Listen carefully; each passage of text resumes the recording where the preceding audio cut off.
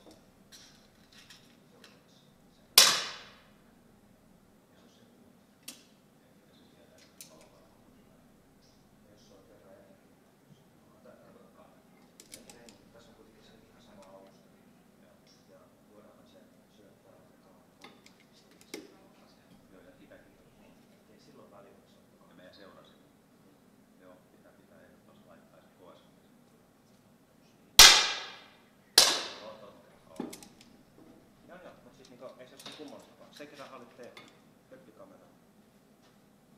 11. Onko se vähän vinosta, että on tänne päin? Se oli halvempi mentiin vasempuun. Niin. Tai sitten se... 15, sama juttu toisella. Ei ole niin iso se kerran. Kyllä sieltä oikein puolella valottaa. Ei, mä tarkoitan, että jos on noin ylävalot.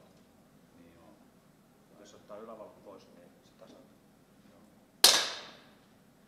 Ja nehän sä ajettu kerran päin, se valaistus, eikö se niin ole? Taso. Niin mä muistaisin, että se oli. Ja tossa silloinhan oli alus, oli tuolla. Niin, mutta se mä vaan viivakoidin piippailin niin kauan kuin se oli. Okei, just. Näytti hyvä. Kaikki tämmöiset, niin pitää tuolla tehdä. Ei tiedä. Elikkä huomenna mä koitan tulla jo päivällä. Robertti, aja se sama haastattelu nyt tähän väliin uudelleen. Mä ladon ne tuolle laitteet rivitään. Joo. 10 aikaa loppuun viimeinen koulutusviikko.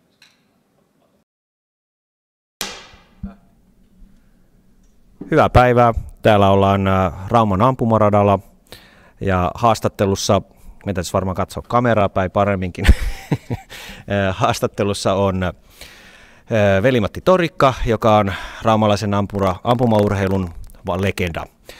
Olet juuri täällä seuraamassa nuorten harjoittelua ja miltä nyt tuntuu?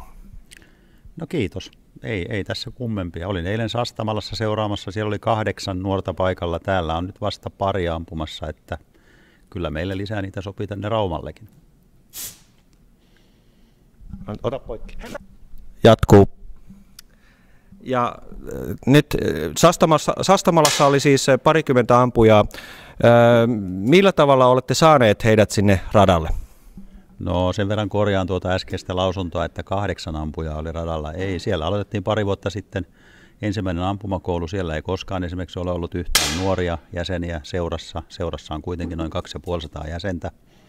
Mutta ampumakoulun jälkeen, nyt kun on toinen ampumakoulu päättymässä tämän kevään aikana huhtikuun lopussa, niin heillä on jo kultahippumenestystä nuorten, eli näistä alle 14-vuotiaiden kilpailuista. Ja sanoisin, että aika vireää on se toiminta nyt tällä hetkellä. siellä on yksi koulutettu valmentaja jo heillä, joka viime syksynä kävi ne Ampumaurheiluliiton kurssit. Se näyttää melko hyvältä.